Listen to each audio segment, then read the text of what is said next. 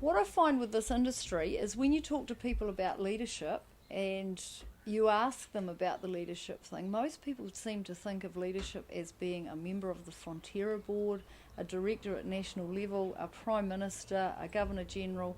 They see everything on such a big scale. There are lots and lots of people in this industry who are out there. They're leading brownies, they're leading scouts, they're doing cake stalls, they're conveners for discussion groups. They are organising conferences in their own areas.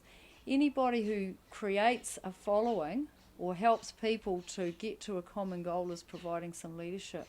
People seem to undersell themselves and think because they're only doing it on a very small scale, it's not important and I'm not a leader.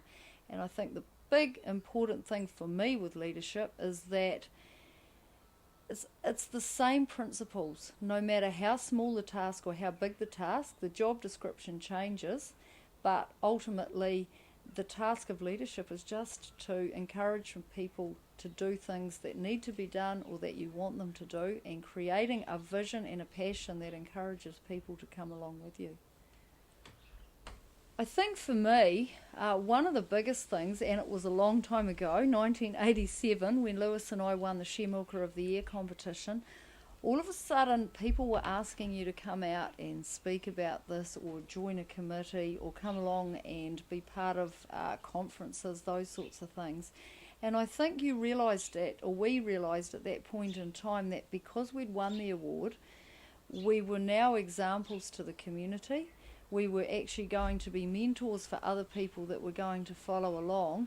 And so once you put yourself in that position, you actually have people looking up to you, and I think you sense a responsibility to be able to make a difference in the industry. So that was the first thing, and from there going on, I did things like I was a sales rep for livestock improvement for a number of years, so built up going onto farms and helping people making their breeding and herd testing decisions.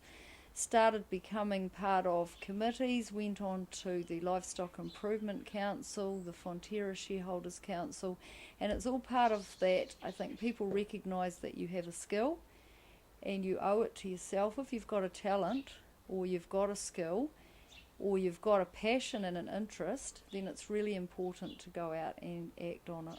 I don't think we were put on this earth to hide. We were put on this earth for a reason, and I think if we have an ability to do something, then we owe it to ourselves and our community to follow that through.